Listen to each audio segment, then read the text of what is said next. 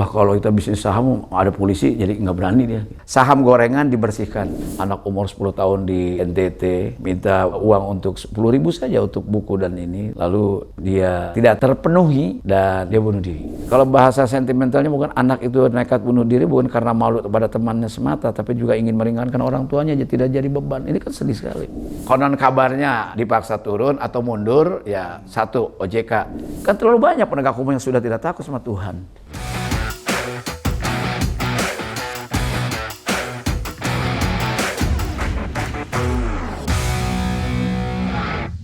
Kembali bersama saya di Abraham Samad Speak Up. Assalamualaikum. Waalaikumsalam.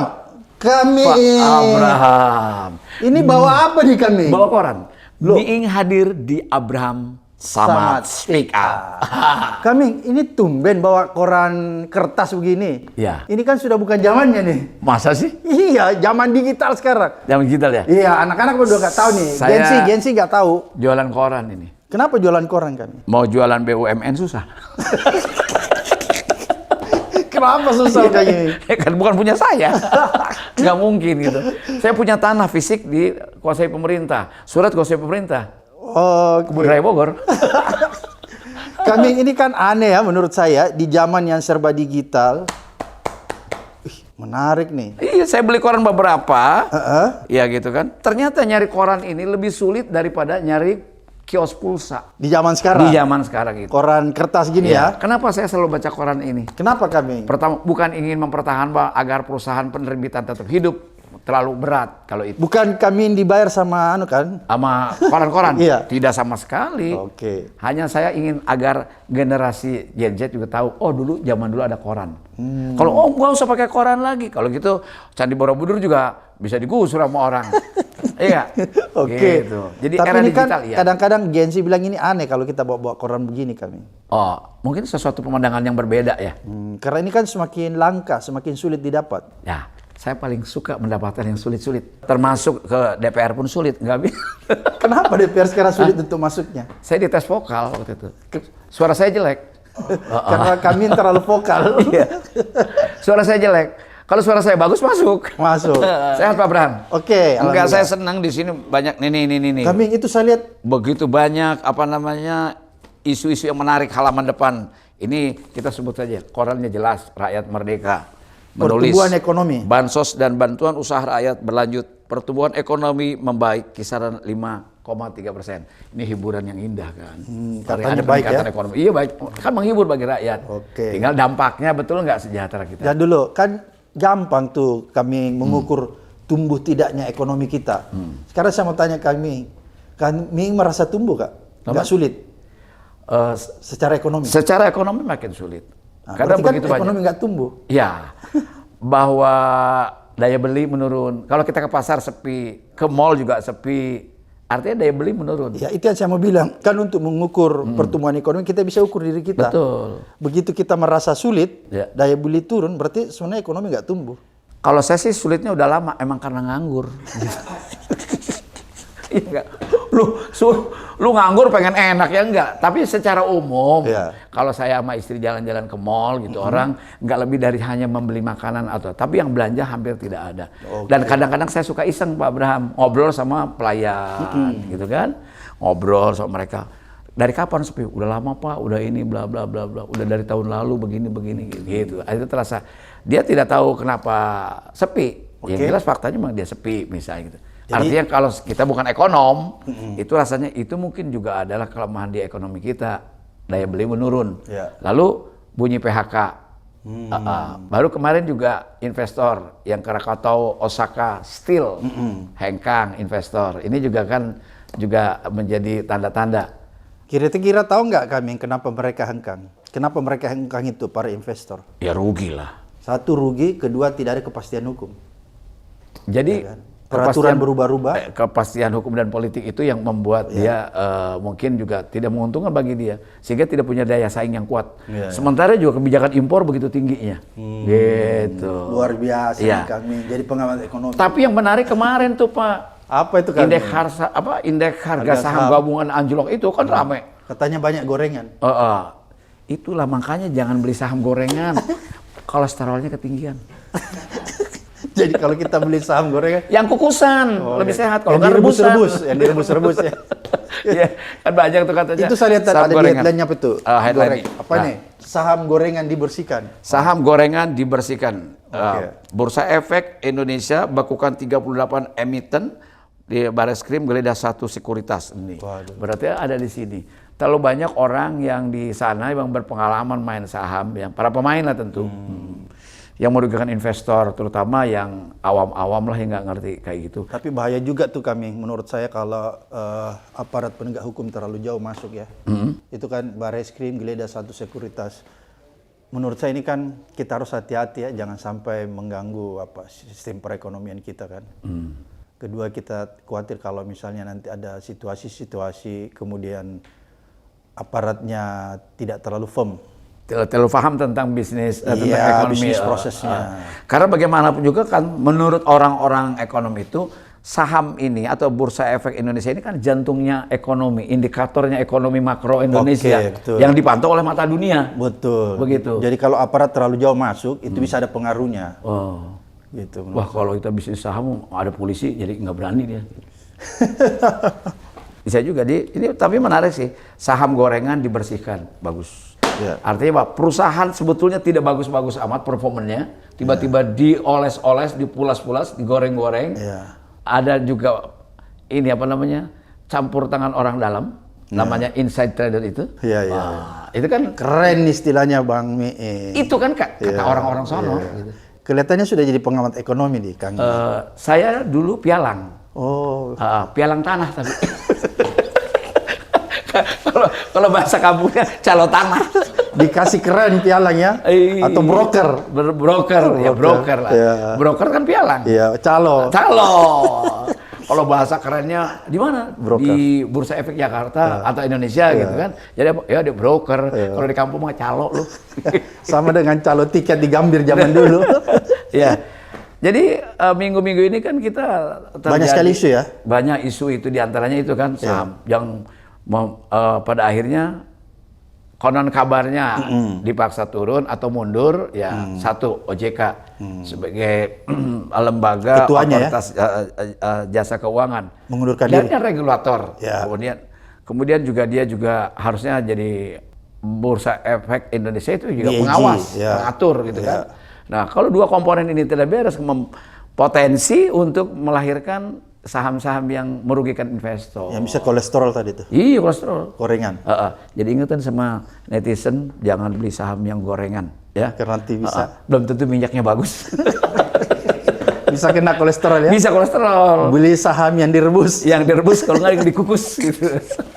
Oke. Lebih sehat. Lebih sehat ya? Lebih sehat. Tapi saya sih khawatir kami dengan terlalu jauhnya masuk aparat penegak Ya, hukum. Pak Abraham kan orang hukum, Iya, ngerti. iya. Jadi mungkin ini menimbulkan ada masalah psikologis dari publik. Iya. Karena turunnya aparatur. Tapi kan ini tugas Saya tugas takut Bareskrim. nanti ada sentimen pasar. Gitu ya. Potensi ada di sana ya? Iya, bisa jadi begitu. Oh, harusnya mungkin tidak diumum. Tapi Bareskrim ini kan dia memang aparatur penegak hukum. Iya, iya. Karena Maksud saya begini, jangan terlalu jauh gitu, jangan terlalu jauh. Yang terlalu jauh lah nanti banjir. Artinya begini, harus firm. Harus firm ya. On the track kira-kira bahasanya. Gitu ya. Oke. Ya kalau kita baca ini di sini apa namanya, di tengah gejolak ini tapi juga bansos dan bantuan usaha rakyat berlanjut, pertumbuhan ekonomi membaik karena ada spending kan, ada uang yang dikirim ke masyarakat, jadi ekonomi jadi tumbuh catatannya. Gitu ya. Bukannya menurut saya karena tidak tumbuh, banyak orang nggak bisa makan, jadi bansos dikucurkan. Dibungkusurkan ya itu untuk menjaga pertumbuhan itu kan. Iya, iya. Apapun caranya mungkin saya kira menjadi ya kalau masyarakat kecil kan juga butuh yang kayak gitu-gitu. Ya, jadi kita dukung saja ya. Tapi lebih dari itu sebetulnya bagaimana sistem agar masyarakat punya daya beli, punya kemampuan membeli sendiri. Itu yang penting sebenarnya. Lapangan pekerjaan dibuka. Ya. Kan saya khawatir begini kami, orang yang di level bawah itu kan ada dapat bansos, ada jaminan sosial kan. Jadi mungkin dalam keadaan krisis dia bisa dikategorikan aman lah tanda petik. Tapi bagaimana dengan orang yang berada di level menengah nih seperti Kang Miing? Pasti sekarang mantap ya makan tabungan. Tabungannya udah habis. Oh, jadi makan utang. Bukan. Mantas. Apa itu mantas? Makan aset. makan utang ya. Begitu aset habis, tadi kan tabungan habis, aset habis. Makan apa?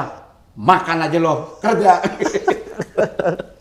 Kami itu ada menarik tuh satu tuh ya. Ya, Kalau ini kita lihat kebetulan di di headline. Kompas ya, ini di halaman depan Kompas ini, kasus bunuh diri jadi cermin kerentanan. Wah, ini kan kita dengar satu kisah yang cukup perih ya. Anak umur 10 tahun di wilayah NTT minta uang untuk 10.000 saja untuk buku dan ini. Lalu dia tidak terpenuhi dan dia bunuh diri. Ya kan? Itu di mana gubernur, bupati, camat? Ya, yang lurah? pertama mungkin kita tidak ingin menyalahkan pemerintah dalam pengertian negara. Iya, makanya saya bilang Tapi di mana gubernurnya, bupatinya, camat, kepala desanya, RT RW-nya di mana dia itu? Kan ada sistem ya Iya. di Ketatanegaraan. Kok dia nggak bisa deteksi? Artinya bahwa sejauh mana sih ada masyarakat seperti ini gitu, ya kan? Sementara di kota-kota besar mungkin koruptor Kelas kakap mengangkut duit triliunan rupiah. Hanya ketawa-ketawa aja kalau ini ditangkap. Ya, pemerintah meminta kasus bunuh diri siswa SD di NTT ini diselidiki menyeluruh. Selain itu, pemerintah daerah dan masyarakat juga diminta untuk lebih peka dan responsif. Saya kira secara sosial bangsa Indonesia kan baik loh, orang baik yang menolong. Hanya mungkin mereka tidak tahu. Gitu kan. Tapi ini menjadi indikator bahwa kalau saya lihat gitu sampai hanya 10.000 saja dia tidak punya untuk anak-anak sekolah. Iya, itu kan miris sekali kita melihat. Kalau bahasa sentimentalnya bukan anak itu nekat bunuh diri bukan karena malu kepada temannya semata, tapi juga ingin meringankan orang tuanya tidak jadi beban. Ini kan sedih sekali. Iya, itu cerita yang paling menyedihkan ketika dia memberi pesan ya, bahwa dia tidak ingin menjadi beban. Itu menurut saya itu pesan yang sangat kuat dikirim ke kita semua, utamanya bagi pemerintahan daerah di sana sebenarnya. Dan menurut saya di situ fungsinya RT RW. Mendeteksi ya. Kan zaman dulu tuh kami ya, ada di dalam cerita zaman Rasulullah ya. Ketika Umar bin Khattab itu ya, pastikan dia itu kalau malam dia tidak akan pernah tidur sebelum dia tahu persis bahwa rakyatnya tidak ada yang lapar. Makanya dia suka keliling kan. Tapi kemarin aneh tuh waktu banjir di Sumatera dan Aceh, ada menteri yang pencitraan mikul beras. Dia mau ikut-ikutan seperti Umar bin Khattab. Nah, Umar bin Khattab malam, kalau dia siang. Terus kalau dia ada kamera. Pada zaman Umar belum ada kamera. Iya. Kalaupun demikian dia kan ngintip, dia mendeteksi. Iya. Bukan ada sebuah peristiwa besar dulu baru mikul beras. Bukan. Kalau Umar memang tugasnya sebagai khalifah ya. Sebagai amir lah ya, itu memang selalu mendengarkan ada yang nangis nggak kan katanya begitu ya. Masya Allah itu. Nah ini kejadian-kejadian semacam ini juga mungkin kalau dia hanya 10.000 untuk buku, kita bisa bayangkan juga untuk makannya pun ada tidak gitu. Nah ini menjadi perhatian saya kira. Ya kan presiden setiap saat kan berpidato berteriak tentang harus sejahtera rakyat ini. Tapi kan presiden sendirian. Iya makanya saya nggak mau masuk terlalu jauh ke sana. Yang saya permasalahkan pemerintahan daerahnya ya Bu Mei. Gitu. Di mana keberadaan bupati, wali kotanya, camatnya, lurahnya? Paling tidak RT RW dulu lah. RT RW dulu yang seperti ini harusnya menjadi kepekaan. Atau paling tidak sebelum RT RW tetangganya. Kalau tetangganya posisinya sama, ya kepada struktural yang bertugas yaitu RT, RW, lurah, camat.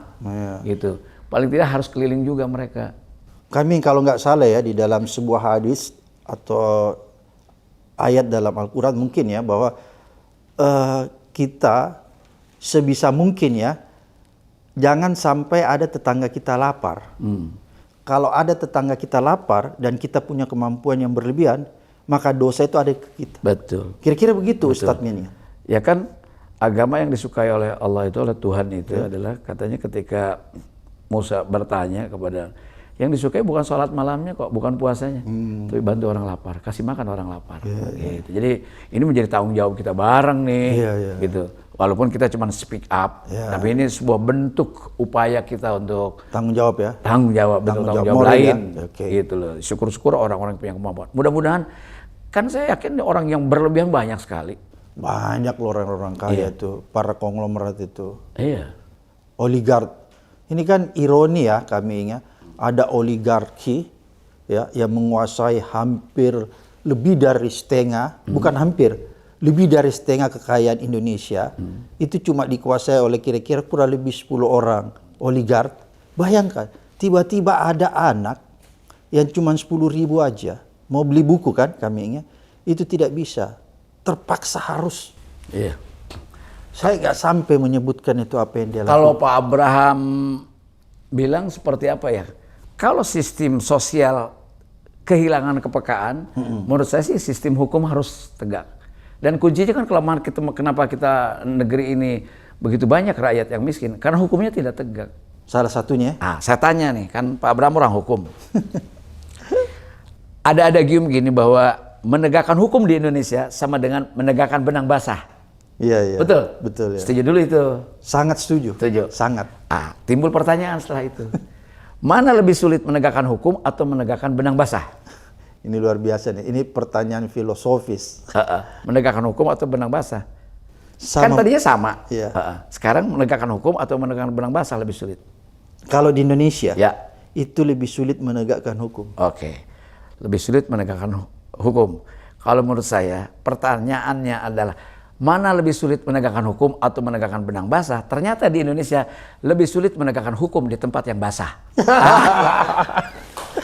Itu yang paling cocok ya. Iya kan? Iya, coba. Bener ya. Kan sehebat-hebatnya, kan tidak sedikit dong aparatur negara kita yang harusnya masuk penjara, yang melanggar hukum. Ya. Aparat penegak hukumnya juga melanggar hukum. Ya, entah itu pejabat pajak, baru-baru ini ketangkap OTT di Kalimantan Selatan misalnya.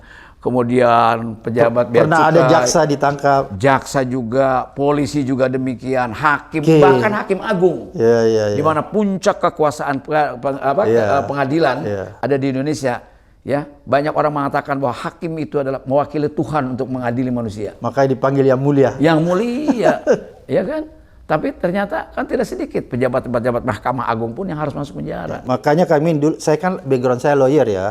Dulu kalau saya sidang ya dari dulu tuh, saya itu tidak pernah mau menggunakan kata yang mulia sama majelis hakim. Saya pantang menggunakan kata itu. Belum tentu mulia.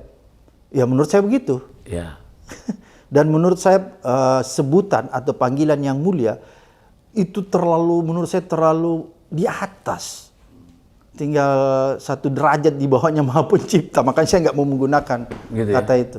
Ya iya, makanya saya bilang tadi, menegakkan hukum di tempat yang basah itu bukan hanya membutuhkan kompetensi akademik. Iya. Tetapi dia membutuhkan integritas. Integriti ya. Ya, jadi akhlak, moralitas dia itu lengkaplah di situ harusnya. Kalau bahasa agamanya akhlakul karimah. Akhlakul karimah. Bahasa sederhananya lagi, takut sama Allah apa enggak? Tuhan apa enggak? Itu loh. Kan terlalu banyak penegak hukum yang sudah tidak takut sama Tuhan. Jadi intinya kalau hukum itu mau baik, penegak hukumnya harus takut sama Tuhan ya. Iya, kunci itu. Kuncinya ya. Iya. Terus kalau sama orang kan bisa menghindar. Saya punya utang bersama Abraham, ada Abraham, ngindar. Belok kiri. Jadi menurut saya itu bedanya rasa takut dengan rasa malu. Rasa takut, saya takut sama Pak Abraham, saya lari ke kampung saya, ke Banten. Bapak nggak bisa nyari. Taruhlah begitu, sulit atau malas. Nah, tapi kalau malu, ditutup 7 lapis tembok pun malu tidak akan pernah hilang. Jadi kan adanya di sini. Kalau takut kan di sini. Jadi seharusnya kepekaan aparat penegak hukum itu dia harus punya apa itu? Rasa malu ya? Rasa malu. Rasa malu untuk tidak berbuat curang. Ya, karena malu kan sebagian dari iman seseorang. Iya kan? Iya. Nah, kalau orang sudah tidak punya rasa malu, ya repot orang. Ya kan? Rasa malu ya. Jadi pejabat hari ini janji begini, besoknya ngomongnya begini, itu nggak punya rasa malu. Disumpah pakai kitab suci. Ternyata berbuat curang. Ya, bukannya curang, tapi juga kalau saya berbohong pada istri saya, saya selingkuh pada istri saya, nauzubillah min dzalik, itu hanya satu. Hanya satu yang korbannya. Paling keluarga misalnya. Tapi ketika pejabat berbohong dan selingkuh pada rakyatnya, jutaan manusia yang jadi korban. Dan itu tanggung jawabnya lebih besar ya? Lebih besar. Dosanya pun lebih besar? Ya, sudah pastilah kalau ditarik ke sana. Ya. Kalau yang tadi dosa sama istri saja kami ya. Misalnya, contoh. Tapi kita kan bukan malaikat, kita kan laki-laki ini manusia yang tidak sempurna, Pak. Pasti berbuat salah. Ya kan? Nah, Misalnya kalau kita bukan hanya pada istri atau pada siapa saja, saya membohongi Pak Abraham. Yang jadi korban Pak Abraham, ketipu sama saya. Satu orang saya tanggung dosa itu. Tapi kalau saya jadi pejabat publik, lalu ketika dilantik janji demikian, ternyata-nyatanya tidak, atau yang paling sederhana laporan harta kekayaan. Untuk kalau menjadi pejabat itu saja berbeda dengan kenyataannya. Banyak yang umpetin misalnya. Itu saya udah Kalau kami dulu jadi anggota DPR enggak umpetin ya? Enggak. Sampai pajak sekarang pun saya bayar pajak. Lebih mahal bayar konsultannya daripada bayar pajaknya. Kalau nggak ada penghasilan. Jadi lebih mahal ya? Itu loh. Kami. Ya. Ini kan highlight yang kita baca di koran ya yang jangan dulu kami. Saya masih tertarik dengan yang satu mana? ini tadi. Ini apa ini yang kasus bunuh diri anak. Apa sih yang kita bisa ambil pelajaran berharga dari kasus ini? Ya ini indikator betapa rentannya. Kerentanan ini yang ditulis oleh Kompas ini, kerentanan ini jadi multitafsir kan, begitu banyak rentan dari sisi penegakan hukum, dari proses mensejahterakan rakyat, dari berkeadilan itu rentan. Rentan artinya belum memenuhi sampai pada minimum standar pelayanan publik dari negara ini gitu loh. Kita bukan mengkritisi pemerintah lalu kita tidak suka, bukan. Sebelum Pak Prabowo jadi presiden, ini kemiskinan sudah ada. Gitu loh. Nah, betul nggak? Jadi kita tidak langsung, oh ini salah itu. Enggak gitu. Enggak, yang jelas salah dong. Pemerintah daerahnya. Oh, justru itu. Ya, artinya kan RT RW-nya, lurah, camat, lebih dulu kan. Bupati. Iya. Di mana dia punya telinga, masa nggak dengar? Iya. Nah, mudah-mudahan dengan kasus ini muncuat ke tingkat nasional, Bapak Presiden punya perhatian agar kalau saya Pak Presiden ini, saya berhentikan ini bupati atau wali kotanya. Ya, butuh proses. Iya, maksudnya dari hasil investigasi harusnya menuju ke sana. Betul. Jangan ditoleransi, karena kalau Pak Presiden mentoleransi, misalnya seorang wali kota atau gubernur yang ada rakyatnya mati karena begini, saya khawatir itu akan terjadi di daerah lain. Disinilah waktunya sebetulnya Pak Presiden saja tegas ya. Di daerah lain juga ada, hanya tidak muncul. Kan juga banyak yang bunuh diri itu, banyak sekali. Iya, kenapa berulang? Itu bukan berulang, bukan setelah ini lalu dia nyontol lalu bunuh diri. Emang dia bareng miskinnya gimana sih? Miskin bareng tau nggak? Jadi kemiskinannya semakin masif. Iya. Kami mau bilang gitu ya? Iya, memang. Kan angkanya tinggi kemiskinan. Kita harus jujur bahwa kita belum bisa mensejahterakan rakyatnya secara baik. Oke. Gitu. Apa penyebabnya? Di antara yang salah satunya jadi topik bahasan kita, tinjauannya adalah ketidaktegakan hukum. Gitu kan?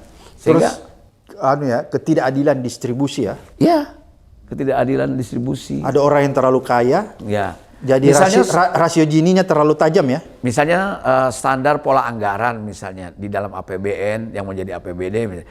Harusnya daerah yang tertinggal itu lebih besar daripada Jakarta misalnya gitu. Harusnya idealnya begitu ya? Iya. Sekarang kalau kita lihat di catatan di APBN 2026 itu justru anggaran pendidikan kan rendah dibanding anggaran MBG misalnya. Tertinggi tuh MBG. MBG di atas polisi, di atas tentara, di atas semuanya. Paling tinggi tuh. Nah itu juga perlu direview apakah memang dalam 1 tahun ini harusnya udah dilihat manfaatnya gitu kan. Sementara kasus-kasus keracunan juga semakin tidak berhenti juga gitu loh. Lalu ekonomi juga tidak beranjak tumbuh dari harusnya jadi stimulus ekonomi ya. Tapi ternyata kan yang belanjanya partai besar.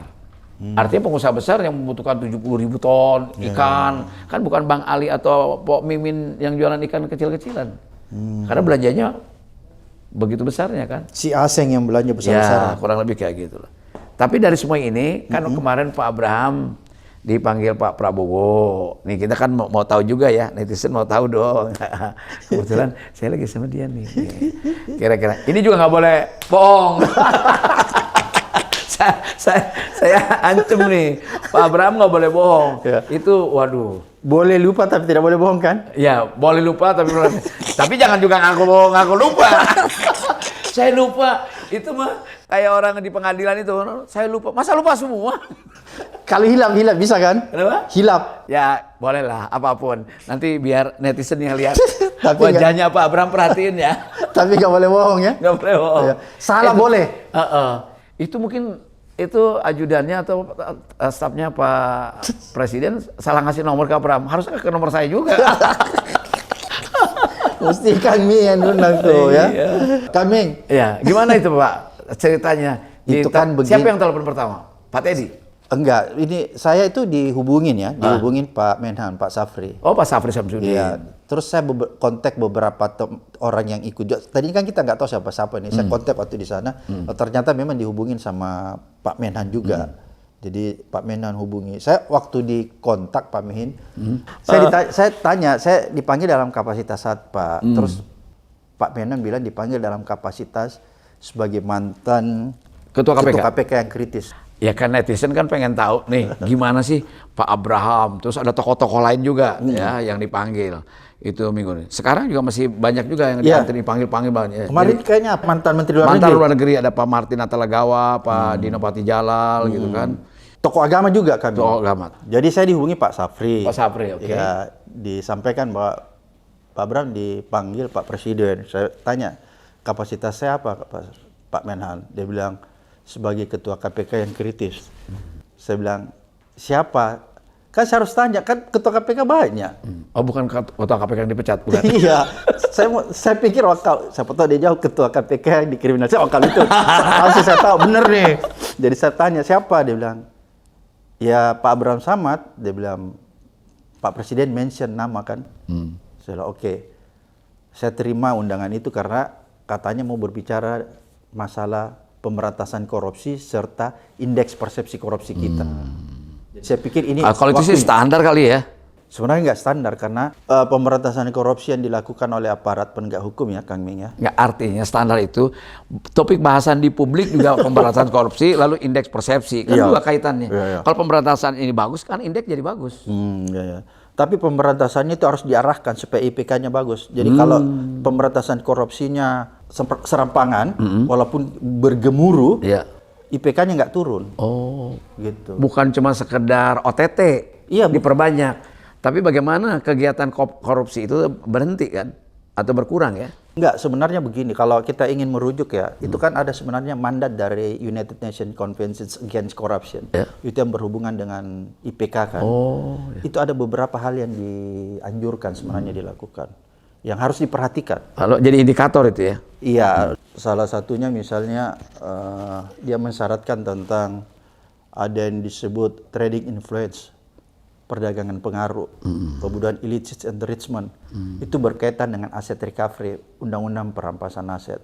Terus kemudian ada juga yang disebut commercial bribery. Itu yang saya potong, yang ke pertama itu perdagangan pengaruh cukup. Tolong ya Dek ya. Itu juga itu yang harus diperhatikan. Kemudian wah, itu korupsi juga. Enggak, saya telepon adik saya. Iya. Ada yang paling penting kami yang harus diperhatikan, yang disebut judicial corruption yang tadi kita ngomongin. Judicial. Korupsi yang terjadi di aparat penegak hukum, polisi, jaksa, dan pengadilan. Kalau kita benchmark ya kami ya, ada Georgia itu negara yang nggak terlalu besar sebenarnya. Tapi di masa lalu dia korupsinya tinggi sekali. Jadi iklim dunia usaha itu betul-betul redup di sana kan. Orang malas berinvestasi. Kan kalau orang mau berinvestasi itu belum apa udah ditodongin. Betul. Ada dua indikator yang selalu dia tanyakan. Pertama, nyaman dan aman. Betul. Kalau dia merasa nyaman, dia mau menginvestasi. Izin pun jadi komoditas. Iya. Jadi itu kan. Tahu nggak apa yang dilakukan Georgia itu ya dalam pemberantasan korupsinya? Dia mengarahkan fokus pemberantasan korupsinya kepada yang disebut judicial corruption. Makanya kemarin aku bilang sama Pak Presiden, saya mengapresiasi sekarang aparat penegak hukum melakukan pemberantasan korupsi, tapi itu untuk sementara dia cuma menyentuh di permukaan, bukan di akar permasalahan. Kalau kita menyentuh di akar permasalahan, insya Allah indeks persepsi korupsi kita pasti turun. Kita nggak menyentuh di akar permasalahannya. Ya, indikatornya terbukti bahwa ketika minggu lalu ada ada bupati dan wali kota di Jawa Tengah tertangkap, besoknya ada di pajak misalnya, ada di instansi lain. Artinya bahwa mereka tetap tidak punya rasa takut, tidak ada rasa kekapokan atau khawatiran melihat orang lain ditangkap. Betul. Padahal dia juga punya persoalan dengan hukum ini gitu loh. Tidak ada deterrent effect ya? Iya. Kira-kira begitu. Gitu ya? Iya, makanya kemarin itu saya bilang begitu sama Pak Presiden, dan saya bilang korupsi di sumber daya alam itu harus lebih diintensifkan kan. Berapa jam ngobrolnya?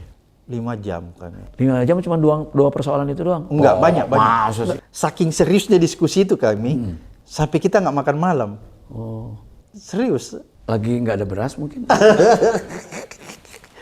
Kan harus prihatin kan. Oh. Lihat banyak rakyat yang belum makan. Belum makan. Jadi istilahnya makannya terlambat gitu. Berarti ya. Supaya kita jangan, kan biasanya orang kalau misalnya ada pertemuan di acara-acara pejabat itu kan makanannya Dengan Pak Abraham berlebihan. ngomong kayak gini, nyampe ke presiden, kata presiden, panggil lagi Abraham tuh sekalian sama Miing, kasih makan.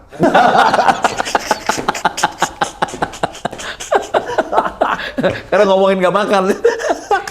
Terus Jadi banyak diomongin kami. Pertama, masalah ekonomi. Bukan, presiden merasa berat betul dengan penegakan hukum ini. Iya, sampai dia ngomong begini, dia bilang ketika dia konsentrasi terhadap pemberantasan korupsi di sumber daya alam dengan membuat Satgas PKH itu ya, yang dipimpin oleh Menhan, penertiban, katanya itu ada serangan balik Dari mafia, dari oligark oligark ya. yang selama ini berbisnis di sektor sumber daya alam, karena mereka menganggap bahwa mereka terancam, mereka melakukan serangan balik. Serangan balik yang dilakukan itu, Segitu ya, negara dilawan. iya, serangan balik yang dilakukan menurut presiden katanya itu, dia coba memporak-porandakan ekonomi kita. Katanya begitu. Salah satunya itu. Itu salah satunya. Kalau misalnya melalui pasar modal, Ya. melalui bursa efek, Ya. itu satunya. Kan itu juga jangan. Dia ingin kata presiden, dia ingin menciptakan krisis ekonomi. Ya, karena dia kan punya kekuasaan. Economic power ada di tangan oligark itu, Iya. sehingga dia bisa kendalikan kemana ketika kepentingan dia terganggu itu ya. Ya, makanya saya bilang begini, nggak usah takut. Saya bilang gitu kan. Marah Pak Presidennya. Oh, aku begitu? tidak takut. Aku tidak takut. Iya, dia bilang. Sampai dia bilang, saya tidak takut sama Oligark. naga-naga itu. Sebut naga-naga, bahkan disebut namanya satu persatu. Cuman saya kan nggak etis kalau Ya, gitu. jangan nanti aja habis ini kita sampai Gitu. gitu ya. Yes. Jadi banyak yang dibicarakan itu tadi. Terus dia bicarakan juga masalah itu hasil dari Forum Ekonomi Davos. Internasional di Davos, Swiss, sama BOP. Karena itu kan agak meresahkan kita Iya. ketika pidato Pak Presiden mengatakan bahwa kita kalau mau Gaza atau Palestina aman, kita juga harus mengamankan Israel, itu satu. Tentu Itu BOP itu BOP. ya BOP. Nggak artinya bahwa sesungguhnya kan sekarang masyarakat dunia ini bukan persoalan agama, soal Gaza ini sekarang soal kemanusiaan, Iya. gitu. Nah kebijakan itu, lalu kita juga harus membuka hubungan diplomasi dengan Israel misalnya, itu juga dibahas di DOP. Iya, ketika itu dibahas ya tentang keanggotaan Indonesia di BOP. Tapi habis itu Presiden bilang khusus masalah ini saya akan mengundang tokoh-tokoh agama dan sudah kemarin kan untuk menjelaskan alasannya gitu kan. Termasuk yang $1 miliar itu. Iya, jadi menurut Pak Presiden pada saat itu bahwa keanggotaan Indonesia itu bukan sifatnya permanen. Jadi suatu waktu Indonesia bisa mengevaluasi keberadaannya. Kalau dianggap lebih banyak mudaratnya bagi warga Palestina dan Gaza, dia cabut.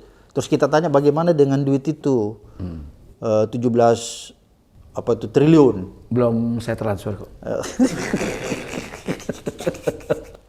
Katanya itu belum dibayar karena Indonesia keanggotaannya bukan permanen. Oh. Yang wajib membayar Wah, itu. tenang kalau gitu. Maksudnya APBN nggak lepas. Oh, jadi kami khawatir juga ya. Kalau itu khawatir dibayarkan, dong. tambah nggak bisa belanja kami. Loh, bukan hanya itu, artinya peredaran uang di kita kan harusnya APBN itu jadi stimulus ekonomi bagi rakyat Indonesia. Kalau ada APBN mengucur ke lapangan, ke daerah, ke PU, kemana, orang kan bisa kerja. Orang habis kerja bisa belanja, yang belanja bisa beli ini beli itu, ekonomi tumbuh gitu loh. Jadi langsung kepikiran, kepikiran ya. Kalau 17 ke sana, belum ke MBG, nah sementara pendidikan cuma 33 triliun, wah gitu loh. Ini sih pikiran rakyat kecil yang berharap Pak Presiden ya tentu perhatikan itu. Cuman ada yang terakhir saya bertanya, kalau di KUHP ya, kita itu di penegakan hukum, kalau aparatur negara itu korupsi, itu hukumannya lebih dari orang biasa nggak sih? Seharusnya itu namanya unsur pemberat. Pemberat ya? Iya. Gitu ya. Soalnya kasihan ada yang nyolong motor 3 tahun juga, yang korupsi 3 tahun juga. Iya, nggak adil. Nggak adil, Iya, gitu loh. betul. Karena kejahatan itu kan kalau dia mungkin saja nyolong motor keterpaksaan. Iya. Kalau orang pejabat nggak Serakah. terpaksa, karena dia hidupnya udah cukup. Serakah ya. Itu yang disebutkan corruption by greed. Iya, karena bukan karena keinginan aja, gitu. Serakah kan. kami. Bukankah kebutuhan? Iya. Kalau ini tadi, kalau orang kecil kemungkinan besar kebutuhan. ya karena dia udah nggak bisa makan. Walaupun tetap salah. Iya.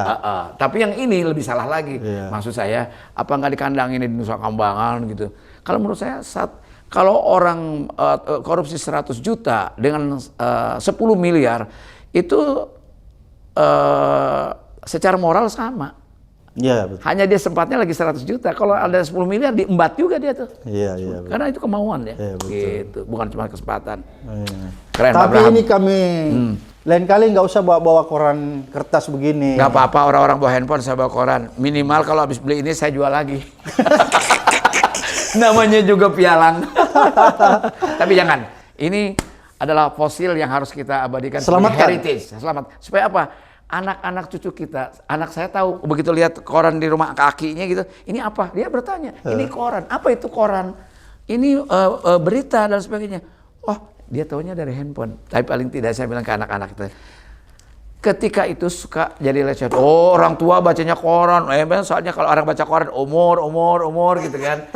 Saya bilang, waktu perang di Ponorogo di Jawa Tengah, saya nggak ada di sana, tapi saya tahu tahunnya. Gitu. Iya. Artinya ada literasi. Iya. Nah, ini menjadi penting. Oh, Gitu. oke. Mudah-mudahan. Nggak apa-apa, klasik loh. Baca koran tuh asik loh. Harus dilestarikan ya. Harus dilestarikan. Oke, Saya pamit dulu Pak Abraham. Ya, mudah-mudahan sehat. Ya, Sampai ketemu di episode berikutnya di Abraham sama Speak Up.